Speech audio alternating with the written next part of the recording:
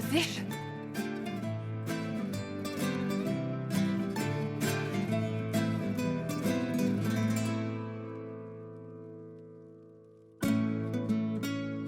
The din of the tavern cut the silence like it owed the carter money. In the middle, in her element, Red Jenny. She looked me up and down, mostly down. "Not playing, weirdy," she said, gesturing with and dismissively eating a sandwich. "Don't write that. Seriously, piss up a rope." Sarah made the subtext text, which suited me fine.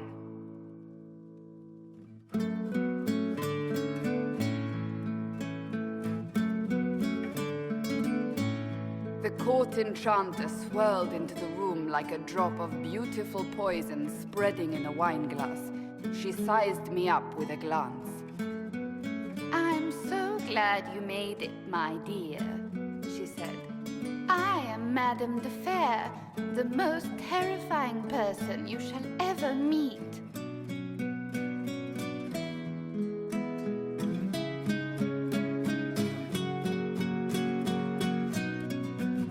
Liliane enfolded Alphonse in an embrace as warm as a serpent's kiss. "I always knew I could count on your support." The Count did not feel the bite of her poisoned dart until it was too late. "Even if it requires your death."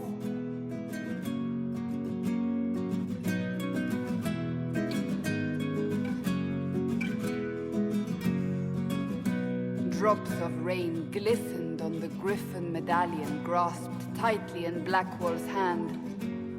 "The silverite wings of valor, they mean nothing." He flung the medal to the cold and uncaring ground. "You don't know what I've done. You don't know me." So romantic.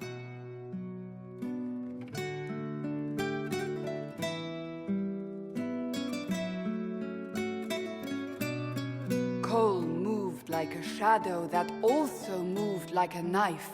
A shadow wearing a hat where dreams came to die. "It's a riddle," he whispered. "A cold riddle that gnaws at your mind, but you'll feel better when it's gone." That makes as much sense as anything Cole says.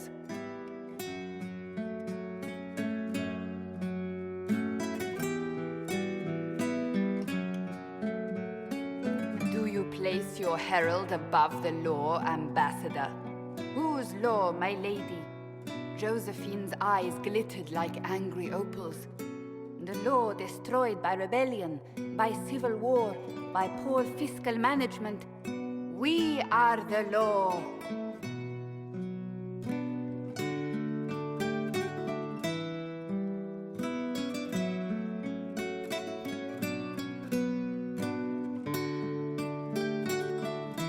Left our mark on adamant, but the dust hadn't settled, and neither had Harding.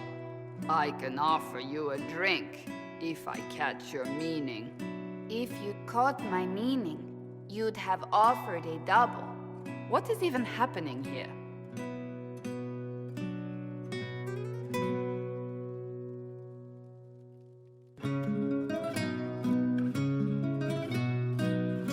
Iron Bull was a great slab of muscle with horns that could hang a tapestry.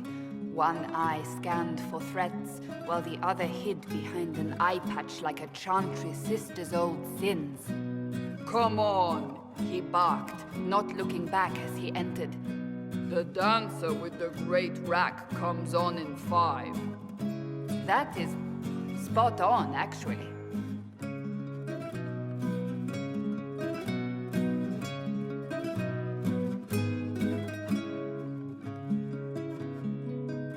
The commander had the look of a Templar who had seen the worst of humanity, yet still had the time to style his hair.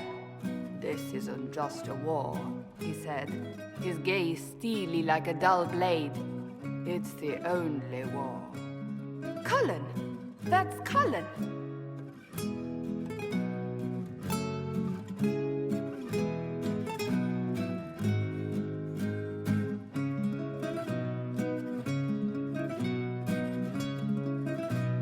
The mage wore a class of handsome sneer cultivated by 1,000 years of Tevinter elitism. "The name's Dorian," he glared. D-O-R-I-A-N. Spell it right, you marble-headed lump, or it's toad time. A toad? That's hardly credible.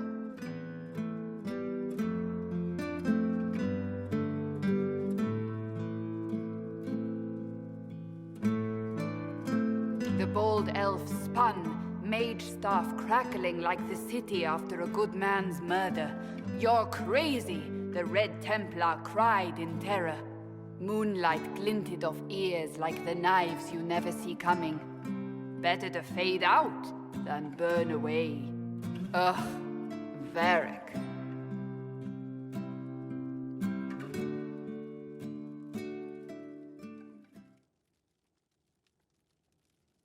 Wait, where am I? I don't... Oh, here it is. The Seeker clutched at my vest, her tears as desperate as they were pitiful. "Varric, I was wrong about everything," she sobbed. "Could you find it in your noble heart to forgive me?" That dwarf, he put me in the book! I'm in the book! I am reading the shit out of this!